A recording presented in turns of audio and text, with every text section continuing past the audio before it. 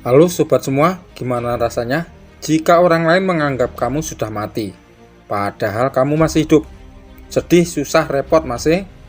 Ya, setidaknya itu lebih baik daripada kamu nyahok alias mampus betulan.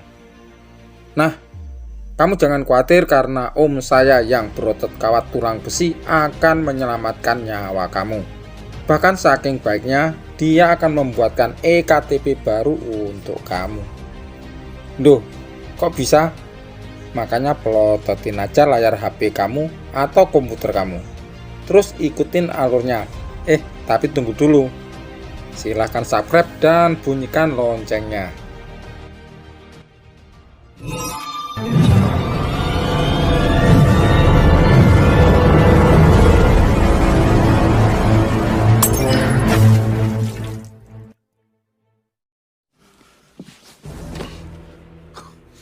Kejadian yang tidak nyata ini bermula pada keluarga Joni, di mana saat itu dia dan istrinya siap dijadikan daging panggang oleh para pembunuh bayaran. Ya, untungnya saja ada saudara saya yang bernama John Kruger, ini dia orangnya, segera datang dan menolong sebelum dia dan istrinya dibakar hidup-hidup.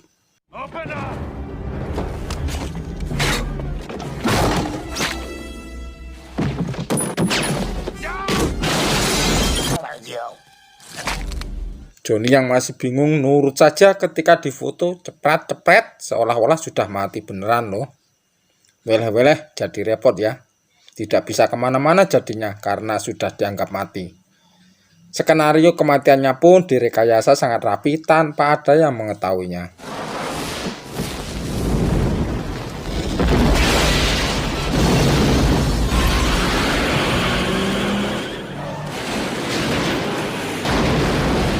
Saking ahli dan telitinya, semua status dan data di kepolisian pun dirubahnya. Hingga sang Kapten Beller memanggil dan memberi tugas baru melindungi seorang saksi. Scene berpindah pada sebuah gedung yang besar dan mewah bernama Cires Corporation. Salah satu staf ahli yang bernama Cullen, ini sosok cantiknya, siang itu dengan perasaan deg-degan dan tergesa-gesa, sengaja datang ke kantornya untuk mencari semua bukti skandal penjualan senjata yang diproduksi oleh Cires. Perlu diketahui bahwa Cires Corporation adalah perusahaan yang secara resmi ditunjuk Departemen Pertahanan untuk membuat dan merancang senjata masa depan bagi negara Amerika Serikat. Entah karena kurang hati-hati atau mungkin hari sial baginya, rupanya semua niat dan perbuatan Cullen sudah diketahui atasannya.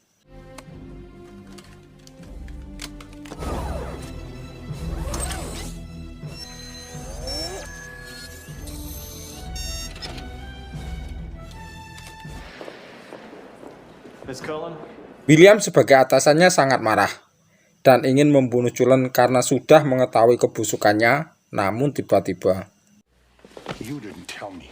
Oh my God. A camera? You have no fucking... Stop her! Stop!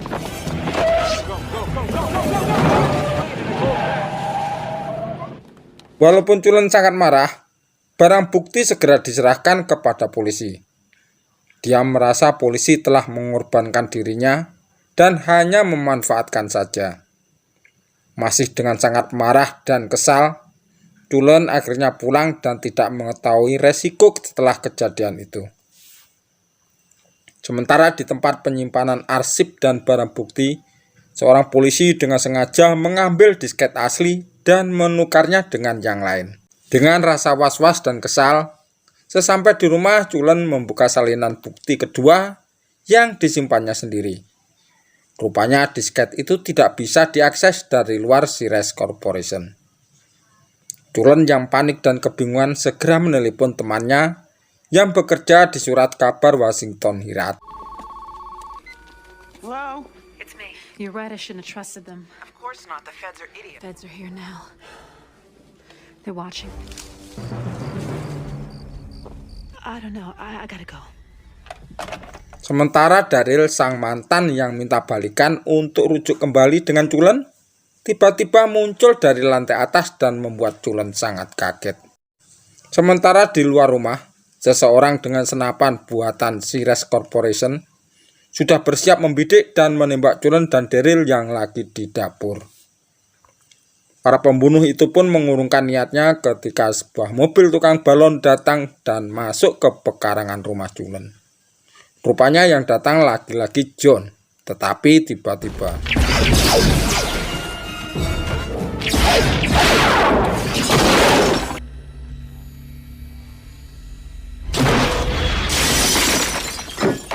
Daryl sang mantan yang brengsek itu pun harus mati dengan senjata Sires.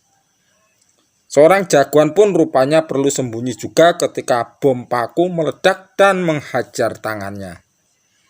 John Kruger yang sangat marah kepada orang yang menyerangnya segera membakar mereka dengan memutus selang gas 3 kg non-subsidi.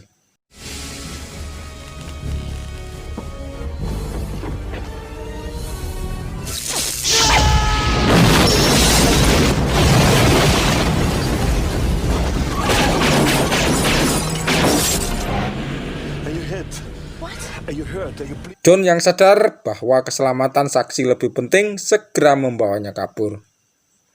Mengetahui Cullen masih hidup dan masih memegang barang bukti, Wakil Menteri Pertahanan yang terhormat segera memerintahkan antek-anteknya untuk membereskan Cullen dan temannya yang bekerja sebagai reporter di surat kabar Washington Herald. Demi keamanan dan keselamatan Cullen, John segera membakar dan menghapus semua identitas diri Cullen. Setelah itu segera menitipkan untuk tinggal di rumah Mailing, orang yang dulu pernah ditolong oleh John ketika melawan para Yakuza sambil menunggu sampai waktu sidang diadakan. 911, I get out of the apartment. Use this. Confident that we will be vindicated of any mismanagement of funds. Robert yang merupakan senior John di kepolisian terus berusaha mengetahui di mana John menyembunyikan Cullen.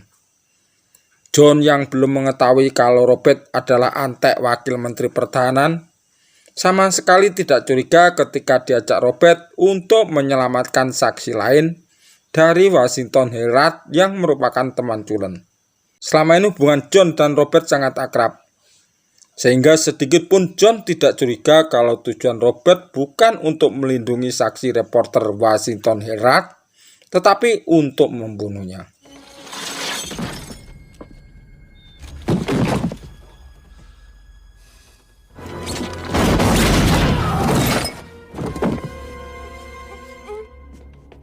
John yang tidak mengetahui akal licik Robert terus membantunya.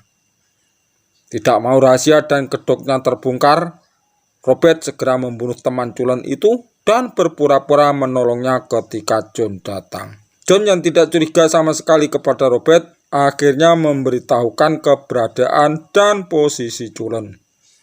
Mereka pun segera naik pesawat menuju Atlanta. Rupanya Robert sengaja memberi obat tidur di botol air yang diminum oleh John. Sebelum benar-benar tumbang, John segera menghubungi Cullen agar secepatnya pergi karena keberadaannya sudah teridentifikasi. Walau badan besar, John teler juga dan langsung tertidur. Should I call? Taxi! Valuation? Yeah. I'm a businessman. John Kruger yang sudah sadar dan difitnah oleh Robert segera mengeluarkan jurus pisau terbang andalannya. Karena merasa terdesak, John segera melompat keluar pesawat untuk mengejar parasut yang sudah jatuh duluan.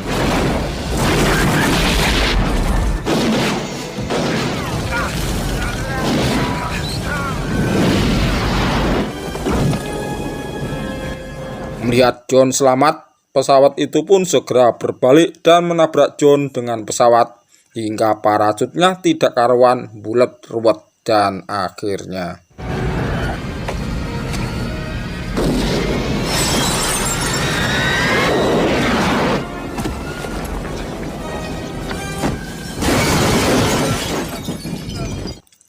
Badan John terasa remuk karena parasut cadangan terbuka hanya beberapa meter dari tanah dan membuat John mendarat darurat di atas mobil. Cullen yang bersembunyi di kebun binatang harus melawan dan sembunyi ketika Robert dan anak buahnya mengepung dan menutup pintu masuk area itu. Dengan pistol pemberian John, Cullen terus memberikan perlawanan sampai John datang membantunya.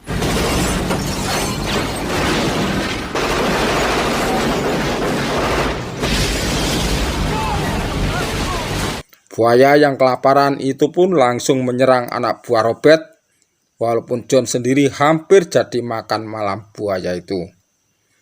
Kapten Beller yang sudah mengenal John tidak percaya begitu saja kalau John pengkhianat seperti yang dikatakan Robert. What is witness?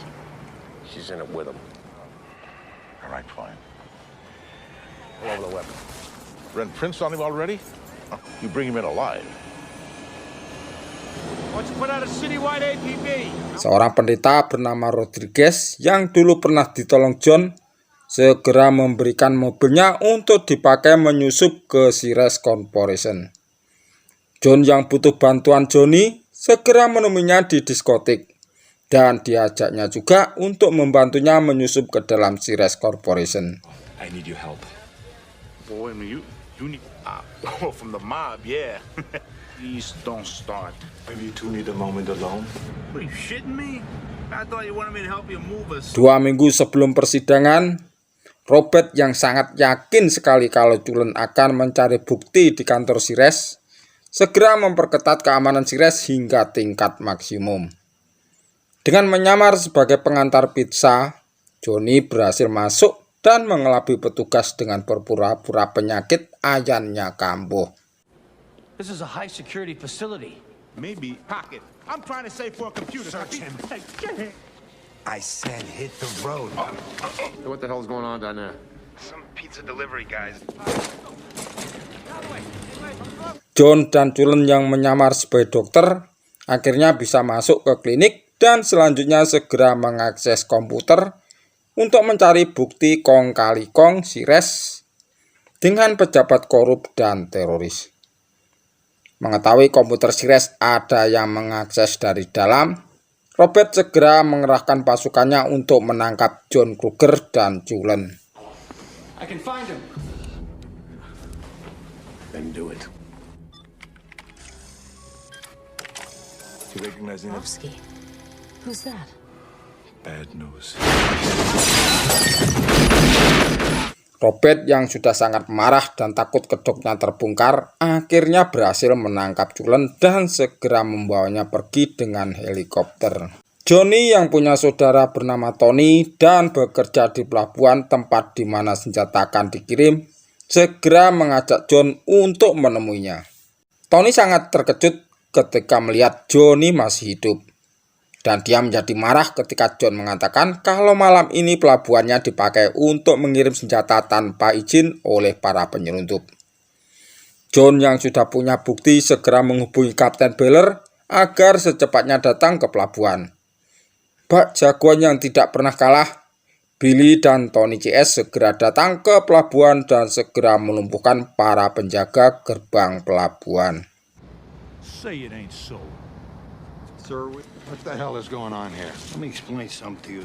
to you. Dengan menggunakan senjata buatan Cires, anak buah Robert terus berusaha untuk melumpuhkan dan membunuh John.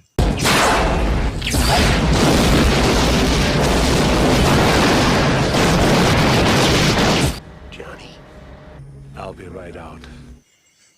Cullen yang melihat ada kesempatan segera berusaha melarikan diri, tetapi Robert berhasil menangkapnya kembali dan memaksa John untuk membuang senjata dan menembaknya. Now you are pissing me off. Thanks.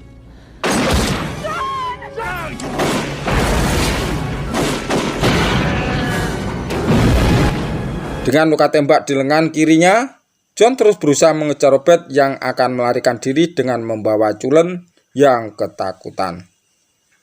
John yang terluka akhirnya berhasil melumpuhkan Robert beserta barang buktinya sebelum Kapten Beller datang dan menangkapnya.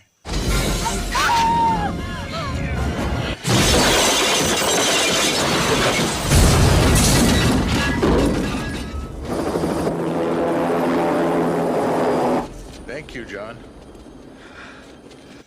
Sidang pun digelar.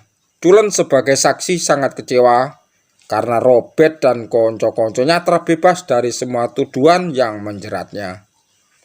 Bahkan mereka nampak senang sekali ketika melihat minibus yang dinaiki John Kruger dan Cullen meledak.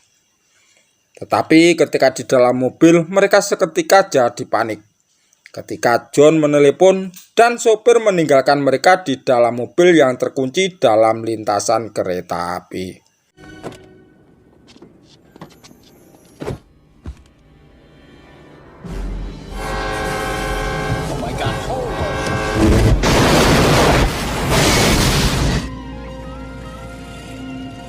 Mereka bertiga pun dihapus tanpa ada pemulihan lagi untuk selamanya oleh John. Nah teman-teman, demikianlah alur film yang coba saya sampaikan. Terus dukung dan ikuti alur film berikutnya. Jaga kesehatan dan terima kasih.